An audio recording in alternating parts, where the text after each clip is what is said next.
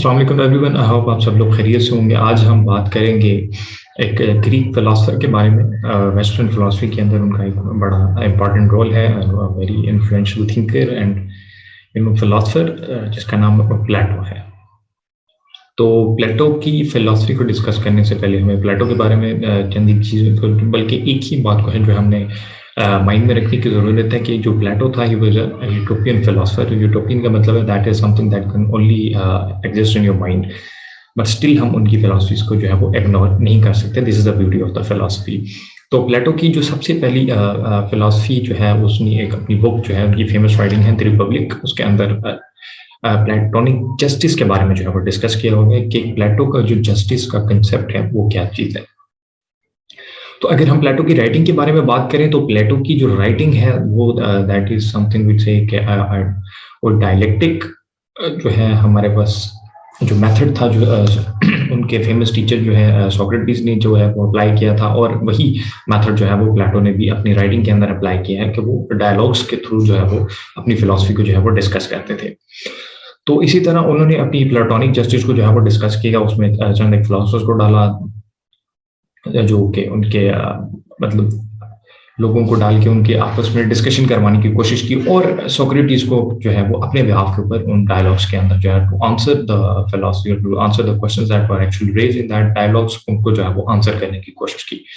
तो हर डिफरेंट लोगों को जो है वो डिफरेंट परसेप्शन था जस्टिस के ऊपर, बट जो प्लेटो थे उन्होंने हर चीज को जो है वो निगेट किया कि नहीं, जस्टिस ये नहीं होता। कुछ ने कहा कि जी जो जस्टिस है to help one friends and harming one enemies and something like that. हर बंदे ने जो है वो अपना पॉइंट ऑफ व्यू दिया। देयर वर फ्यू ने कहा कि जी it is good to be unjust, but injustice को जो है वो बेयर करना ठीक नहीं है।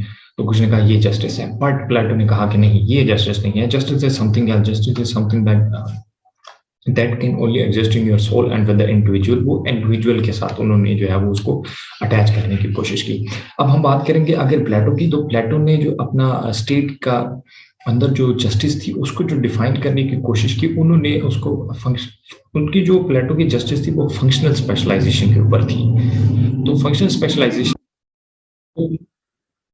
तो प्लेटो की बेसिकली जो जस्टिस थी, उन्होंने अब स्टेट के अंदर जो इंडिविजुअल जो है उनको तीन फैकल्टीज के अंदर डिवाइड कर दिया। तीन फैकल्टीज कौन कौन सी थी उसमें जो है सबसे पहले हमारे पास थी reason, then comes the courage, और उसके बाद थी एपेटाइट।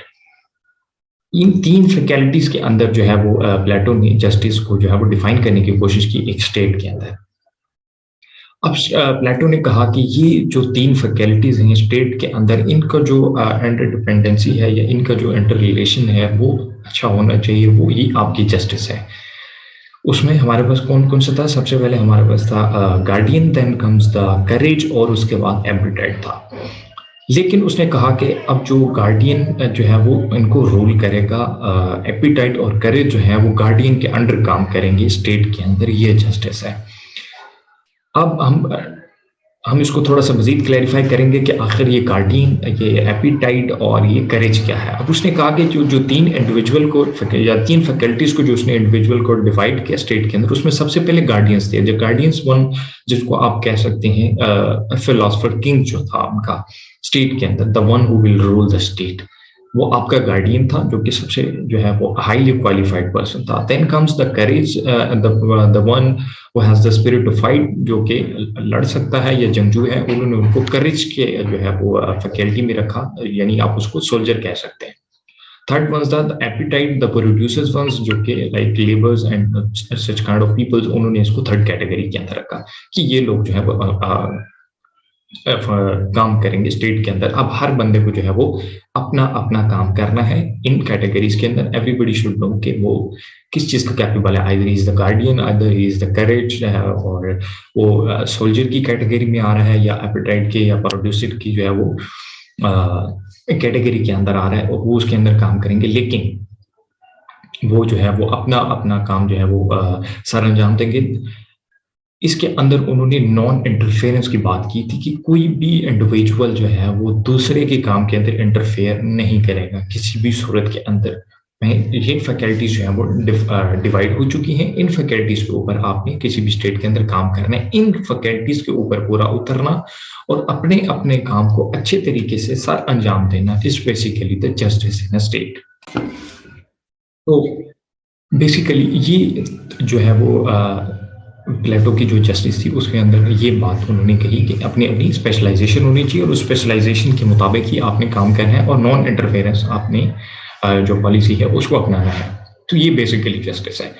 अब इसके अंदर हम अगर देखें तो इसके अंदर दो एस्पेक्ट्स हैं प्लेटो के, एक तो है इंडिविजुअल लेवल के ऊपर, दूसरा सोशल लेवल के ऊपर है। अगर इंडिविजुअल लेवल के ऊपर देखें तो वो सेल्फ एब्डिकेशन कर रहा है कि आपने कोई और काम नहीं करना। अगर आपके अंदर करेज है, if you are fit for the soldier, if you are fit for the producer और if you are fit for the guardian, you should do only that thing. उसके अलावा आपने कोई काम नहीं करना। आपने उसने इंडिविजुअल को जो है रिस्ट्रिक्ट कर दिया कि आपने सिर्फ और सिर्फ अपना काम करना और अच्छे तरीके से करना है। अगर आपने वो कर लिया दैट इज द जस्टिस। और अगर हम इसको सोशल लेवल के ऊपर देखें तो that comes with the policies of non interference कि आपने किसी भी अदर पर्सन के काम के अंदर इंटरफेरेंस जो है वो नहीं करनी है। So this was basically the simple concept of justice कि उन्होंने सिंपली कैटेगराइज कर दिया स्टेट के अंदर इंडिविजुअल को तीन चीजों के अंदर, एक guardian, then comes courage and appetite. इन तीनों को उन्होंने डिवाइड किया। उन्होंने कहा कि जो बंदा, जो भी इंडिविजुअल जो है वो अपनी अपनी कैटेगरी के अंदर आ रहा है वो वही काम करेगा। लेकिन उसके साथ उन्होंने एक शर्त और भी रखी कि जो बाकी दो हैं, करेज एंड एपेटाइट या प्रोड्यूसर वन, ये दोनों जो है वो गार्डियन के अंदर जो है वो काम करेंगे। तो ये उनका सिंपल जो कंसेप्ट था वो जस्टिस का था। अब इसके अंदर थोड़ी बहुत हमारे पास जो है वो क्रिटिसिज्म भी आती है कि जो कि फिलॉसफी है, फिलॉसफी के अंदर जो है वो क्रिटिसिज्म जो है वो मस्ट है। तो इसकी जो क्रिटिसिज्म की अगर हम बात करें वो सबसे पहले ये है कि आप उन्होंने ये कोई लीगल टर्म चूज नहीं की थी, या ये कोई आप कह सकते हैं ये एक मॉरल ड्यूटीज उनको असाइन की गई थी कि आपने सिर्फ और सिर्फ स्ट्रीट के लिए ही काम करना है, आपका अपना कोई रोल नहीं है। उनके मतलब जो उनकी जो राइट्स थी या उनके जो अदर राइट्स थे या ड्यूटीज थे उन सबको जो है उन्होंने निगेट किया हुआ था। मतलब आपने सिर्फ और सिर्फ काम करना है। बाकी जो उनकी जितनी भी सोशल जस्टिस थी उन हर चीज को जो है वो उन्होंने इग्नोर किया, क्योंकि हमने देखा कि वो उनकी जो प्लेटोनिक जस्टिस है वो फंक्शनल स्पेशलाइजेशन के ऊपर है कि आप जितना अच्छा काम करेंगे और जो आपका काम है आपने वो करना है, दैट्स इट। और यही जो है वो आपकी क्या कह सकते हैं जस्टिस है इन द स्टेट। तो जितनी भी हमारे पास सोसाइटीज के अंदर हेल्दी सोसाइटीज है उसमें को रिलेशन होती हैं, चीजें हैंड टू हैंड जाती हैं, राइट्स एंड ड्यूटीज वो चलती रहती हैं, तब जाके एक आपकी अच्छी सोसाइटी बन सकती है। लेकिन प्लेटो ने अपनी फिलॉसफी के अंदर इस चीज को इग्नोर किया। फिर उसके बाद आगे स्टेट की सेल्फ एप्लीकेशन, सॉरी इंडिविजुअल की, कि आपके इंडिविजुअल लेवल के ऊपर एक इंसान की कोई अपनी पहचान नहीं है, वो सिर्फ और सिर्फ स्टेट के लिए काम कर रहा है 24/7 for what ever is doing. उसकी अपनी कोई डिजायर जो है वो नहीं है। उन हर डिजायर्स को या हर उस राइट्स को जो है वो इग्नोर कर दिया गया, सिर्फ और सिर्फ उनको जो है वो कैटेगराइज करके कि आपने ये करना, आपने ये करना, दिस इज जस्टिस। आपने इसके अलावा जो है वो कोई चीज जो है वो नहीं लेके चली। इसके अलावा यूनिफॉर्मिटी नहीं थी, डाइवर्सिटी नहीं थी, सॉरी, उनके जस्टिस के अंदर कि हर बंदा अपना काम कर रहा है, उससे आपकी जो है वो यूनिटी क्रिएट नहीं हो रही थी स्टेट के अंदर। Because unity comes from the uniformity is ever lasting. But uniformity जो थी प्लेटो की, वो आप कह सकते हैं कि जो यूनिटी थी वो यूनिफॉर्म थी, मतलब उसके अंदर किसी किस्म की कोई आपके कह सकते हैं कॉन्ट्रडिक्शंस नहीं थी या अप एंड डाउन नहीं थे। वो जैसी थी वो वैसी ही चल रही थी। तो वैसे सोसाइटी जो है वो यूनिटी क्रिएट जो है वो नहीं होती। तो ये एक क्रिटिसिज्म था। Then come the function specialisation कि हर बंदे को जो है वो उन्होंने सिर्फ और सिर्फ काम के रिलेटेड ही रखा था कि आपने ये काम करना है, आपने ये काम करना है, आपने ये काम करना है। लेकिन उन्होंने एक इंडिविजुअल की जो सेल्फ डिजायर्स हैं उसको जो है उन्हें निगेट कर दिया कि हर बंदे की एक अपनी पर्सनल डिजायर्स होती हैं। अगर वो मतलब करेज है तो जरूरी नहीं कि वो सोल्जर है, उसके अलग उसकी और भी लाइफ है, वो आगे बढ़ना चाहते हैं। हर बंदे की ये डिजायर है को अपनी लाइफ के अंदर आगे जाए। तो अगर हम उस बंदे को वहीं तक जो है वो रिस्ट्रिक्ट कर देंगे तो एक्चुअली हम जो है वो उस इंडिविजुअल की जो डिजायर्स हैं या उसकी माइट पॉसिबल जो कैपेबिलिटीज हैं हम उसको अंडरमाइन कर रहे हैं।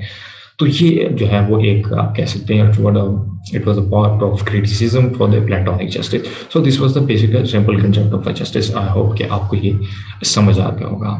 Thank you.